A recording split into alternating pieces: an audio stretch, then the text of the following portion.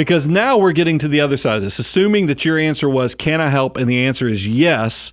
What are actually the best ways to help so that you don't create a crutch system where they're relying on you to just live their life? Yeah, if the first thing you have to ask is, how financially stable are they? Are they in a tight spot because they're in the messy middle? And frankly, everybody in the messy middle finds themselves in some form of a tight spot. Or are they in a tight spot because of decisions that they are making that are not the sound decisions, they are the less than sound decisions? You need to assess, and you need to be honest with yourself.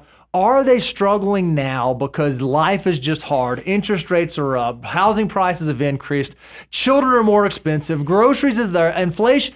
Is that why things are tight? Or are things tight just because they haven't made the tough decisions early on and they have allowed their lives to be subsidized for you? And you need to have a real assessment of which of those is true and which of those accurately defines where your kids really are. And I have a good example. We did a Q&A show, and I remember the question came in is, hey, it was two things that kind of came to mind. Was my adult children got their first job, they're still on my health insurance. Mm-hmm.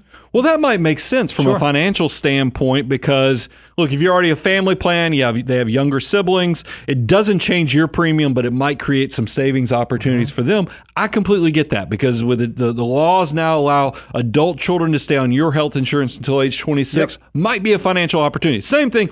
Think about your mobile plans or car insurance and things like that. Great. There might be financial opportunities, but that is going to be a little different than self-reliance. But with all that shared, I want you as the parent, and I don't want you to get too nosy, but you should pay attention to what are these opportunities creating in dividends from your children, and have these conversations in some way, in a very tactful way, because you have to be careful because they are now spreading their wings. They're going into independence of adulthood, but you should find out, is this savings that you're creating maybe through the health insurance or the mobile plan or the car insurance, if this savings, is it turning into saving and investments for the future, or is it just being consumed? And I'd start internalizing some of that because you are paying attention to, as an adult, to see, have my adult children started showing dividends to good behaviors, good adult management of their personal finances? So because if they can be good with a little, they can probably be great with a lot. So as you give them more and more opportunity, but you do need to be paying attention to those dividends. All right, so let's talk about ways that we can help financially, assuming that they are in the situation where it makes sense. We love the idea of helping with one-time expenses, not supplementing lifestyle. We love the idea of, okay, maybe I want to help with education, or I want to help with experiences. I want to be generous there.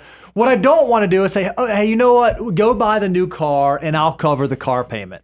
Or, you know what, I'll help with go buy the more expensive house, I'll help with a mortgage. That is different than you recognizing your kids saying, hey, you know what, we're not going to be able to go on a family vacation this year. We're going to make sure that we buckle down. We're going to make sure we tighten the belt. We want to be saving for the future. And you say, hey, you know what? Why don't we all go on a family vacation and I will foot the bill? That's a wonderful way to be generous and create a huge opportunity that does not subsidize lifestyle, but it does create memories that can ultimately blossom over time. Well, and also sometimes there might be opportunities for you to help fund things. Maybe you're not paying for it outright. Sure. But and I'll give two examples. I think about like my daughter's first car. I did a matching contribution, meaning that I will give you whatever you save up for your first car, I'll match it up to this limit, because you hear about those horror stories where you have an entrepreneur kid that all of a sudden is buying a Lamborghini because they're cutting so many yards of grass. That's not what situation I ran into, but it is one of those things where it worked. She saved up enough so we could buy a very reasonable used car. She paid for half of it.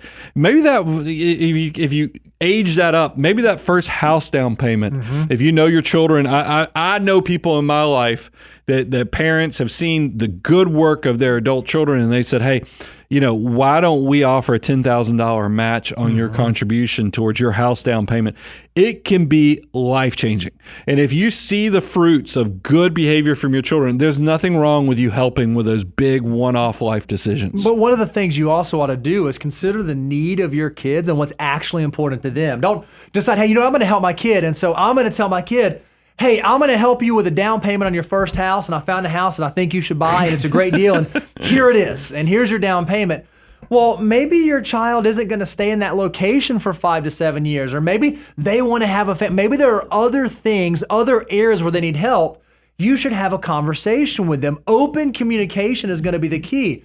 Just because something might have been helpful to you when you were in their situation does not necessarily mean that it will be helpful to them. And the last thing you want to do is offer some form of generosity or offer some form of gift that falls flat, that wasn't actually something that helped them where they needed it. So make sure you have an open line of communication to lean into the areas that are actually truly going to be helpful. Well, and I don't want you to prime the pump so much where you create these opportunities, and this is what you're alluding to, Bo, where they never actually develop the skill set to be able to even maintain it. It's kind of like, if you, you love this, Bo, because if you think about weightlifting. Oh yeah, let's go. I mean, everybody thinks about the key muscles, but if you do like steroids or other things that might give you big gains very quickly, the problem that nobody ever thinks about is all the tendons, the things that are around it that are holding the structure of these muscles. So you as a parent, with your horsepower, your extra muscle power,